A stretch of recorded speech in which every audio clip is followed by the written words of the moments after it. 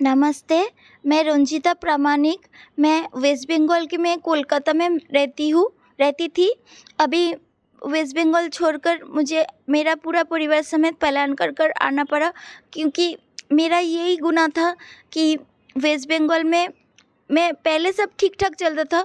मैं ग्रेजुएट हूँ, history honours के ग्रेजुएट हूँ। मैं रिलायंस जियो कॉल सेंटर में काम करती थी।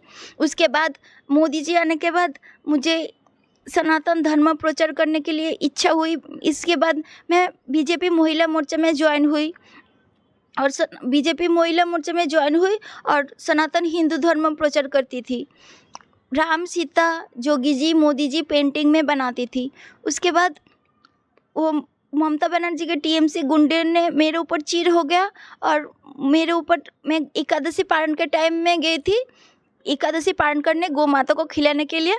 तो मेरे ऊपर ममता बनर्जी के टीएमसी के गुंडे ने मेरे ऊपर तेजाब डाल दिया और उसके बाद मैं डॉक्टर के पास गई और उसके बाद इलाज किया थोड़ा बहुत, और वो केस किया गिरीश पार्क में, जीडी किया। मैं एफआईआर करने वाली थी, लेकिन वो ममता बनर्जी के गुंडे एफआईआर नहीं लेते चट से।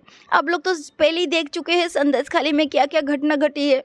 आप लोग तो सब अवगत है ममता बनर्जी के तानाशाही अत्याचार से। तो उसके बाद मैं एफआईआर करने वाली थी, लेकिन पुलिस एफआईआर नहीं लिया, जनरल डायरी दिया और वो केस बैंक्सल कोर्ट में भी गया। तो उसके बाद ममता बनर्जी के गुंडे आके बोला केस उठा लो, नहीं तो तुम्हारे घर में तुम्हारे मम्मी पापा और भैया बाहर जाते हैं, तुम्हारे मम्मी और तुमको रेप कर देंगे। उसके बाद से हम दर पलायन होकर चले, वेस्ट बंगाल छोड़कर पापा मम्मी भैया और मैं पलायन कर चले आई।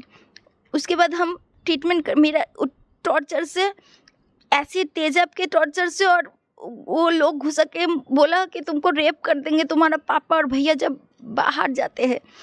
तो वो उस सदमे से मेरा शरीर पूरा सूख गया और तेजाब के स्लो पॉइजन अटैक हुआ, तो मेरा शरीर ऐसे टेढ़ा बेढ़ा हो गया था। तो उसके बाद मैं सरदार मानसिंह हॉस्पिटल में जयपुर में टेढ़ा पाँव सीधा किया। उसके बाद काशी गए, बहुत जगह दर दर भटक गए सहायता के लिए। बीजेपी वालों से भी बहुत सहायता मांगी, लेकिन सरकारी कोई मदद नहीं मिला हमें। तो आप सबसे विनती ये है कि कोई भी अगर मदद करना चाहे तो आप मदद कर सकते हैं। मेरा नंबर दिया हुआ है स्क्रीन पे।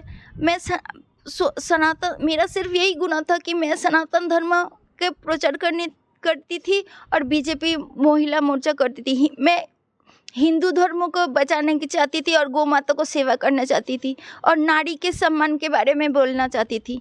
यही मेरा गुनाह है। तो आप सबसे विनती रिक्वेस्ट है, अगर कोई भी एक विकलांग बेटी का, सनातन हिंदू बेटी का मदद करना चाहे तो मदद कर सकते हैं। नमस्ते।